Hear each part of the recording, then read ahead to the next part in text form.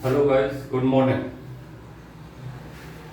Today we will discuss about the flagellation in bacteria.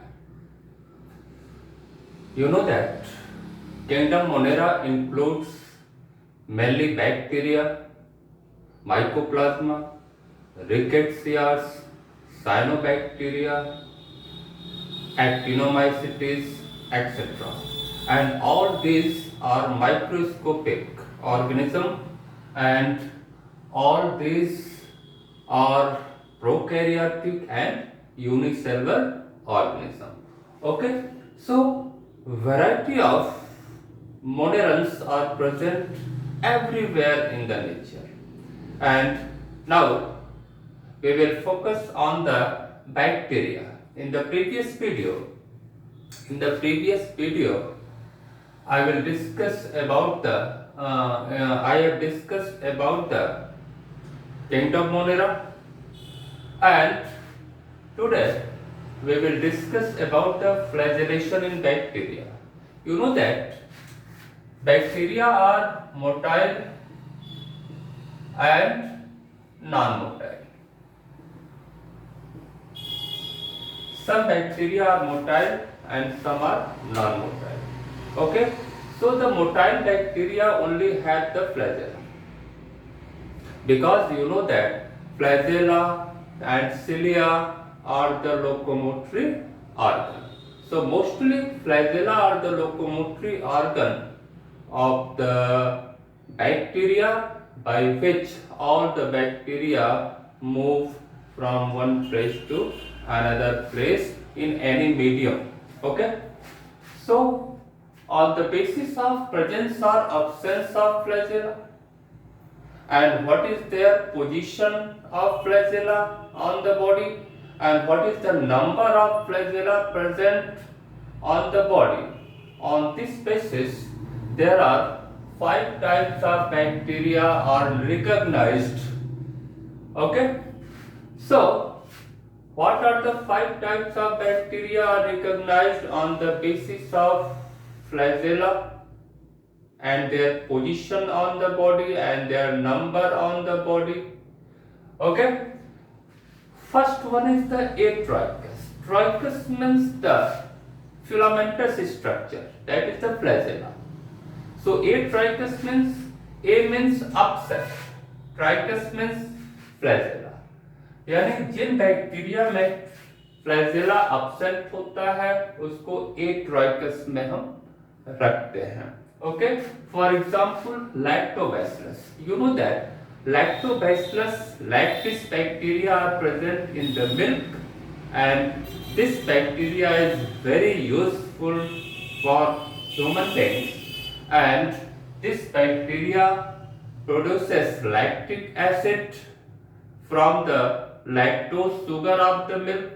Milk में जो lactose sugar होता है जिसके वजह से दूध थोड़ा मीठा होता है, उस लैक्टोज शुगर को लैक्टिक एसिड में कन्वर्ट करते हैं. तो लैक्टोबैसिलस लैक्टिस बैक्टीरिया के कारण दूध जो है उसकी जो प्रोटीन होती है वो कोएगुलेट कर जाती है और कर्ड का फॉर्मेशन होता है, यानी दूध से दही का फॉर्मेशन होता है लैक्टोबैसिलस बैक्टीरिया के द्वारा. तो आप लेबोरेटरी में एग्जामिन करते हैं हम लोग, तो दूध कर्ड का थोड़ा सा एक्सट्रैक्ट यानी उसका पानी ले आते हैं और माइक्रोस्कोप से स्लाइड पर देखते हैं तो तमाम जो है, क्योंकि लैक्टोबैसिलस बैक्टीरिया कोकस बैक्टीरिया में आते हैं, राउंडेड बैक्टीरिया में आते हैं, तो इस तरह से तमाम बैक्टीरिया आपको कर्ड में दिखाई देंगे, दही के पानी में दिखाई देंगे. ओके, तो लैक्टोबैसिलस बैक्टीरिया किस में आता है? Atrichous. Why? Due to the absence of flagella. Okay, second one is the monotrichous. Mono means single flagellum. Flagellum singular है, फ्लैजेला प्लूरल है. तो अगर बैक्टीरिया के किसी एक एंड पर एक फ्लैजेला केवल होता है तो उसको कहते हैं monotrichous bacteria. For example vibrio cholerae. Vibrio cholerae bacteria, it is present in water and food. So when we take contaminated water and food, then we are suffering from a disease that is called cholera, हैजा. So cholera disease is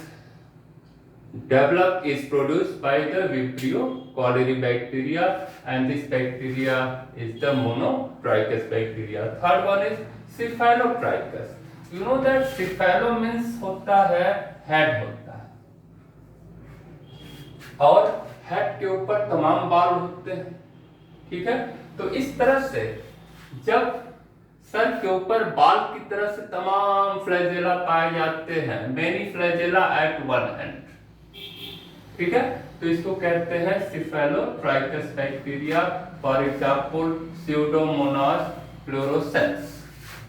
Pseudomonas bacteria is a very important bacteria for the natural scavenger of oil drills, oil pollution. So Pseudomonas fluorescens, fluorescens का मतलब light producing bacteria.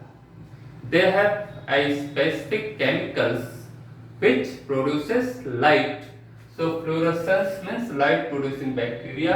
इसलिए इसका नाम पड़ा Pseudomonas fluorescens, and this bacteria is the cephalotrichous bacteria. एक and पर यह flagella तमाम पाए जाते हैं. Amphitrichous, amphi means both ends of the body, यानी दोनों एंड्स पर ट्राइकस यानी फ्लैजेला पाए जाते हैं.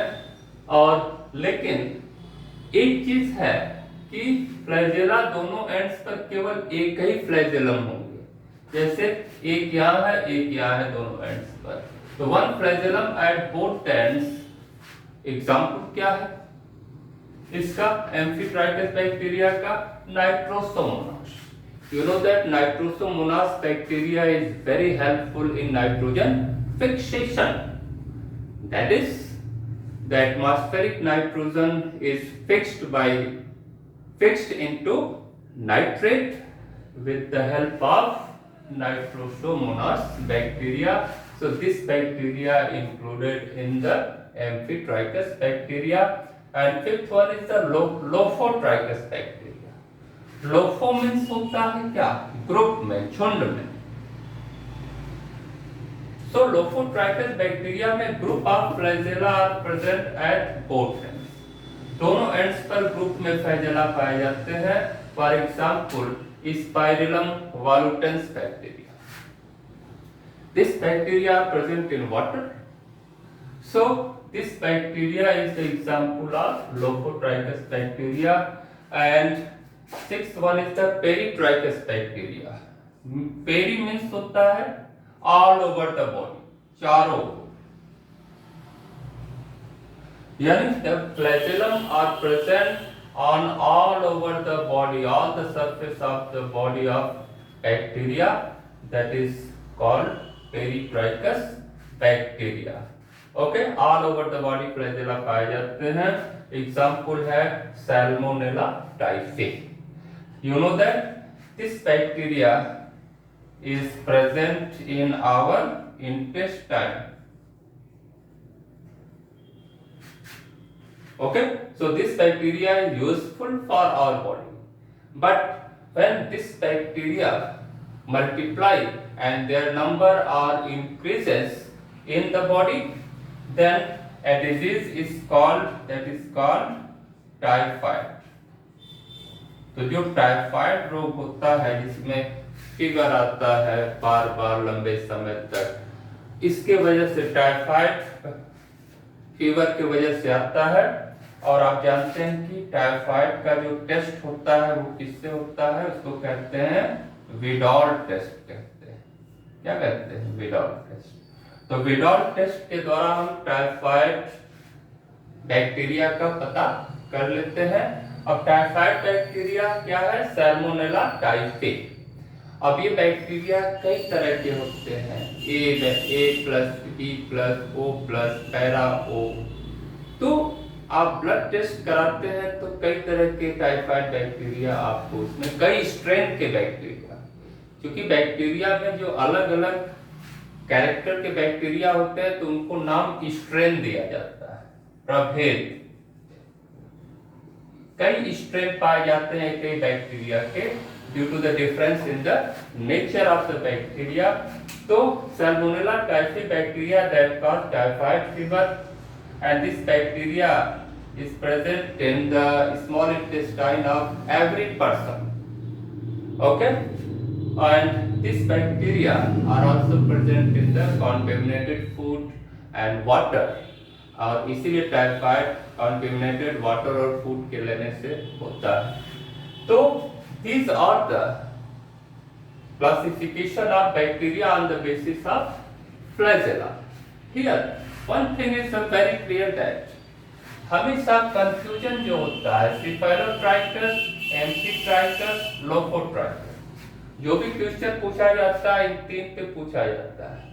तो सिफेलो का मतलब आप समझ जाएंगे, हेड होता है और हेड आपके एक ही तरफ होता है और उस पर तमाम फ्लैजेला पाए जाते हैं, तो ये सिफेलो हो गया।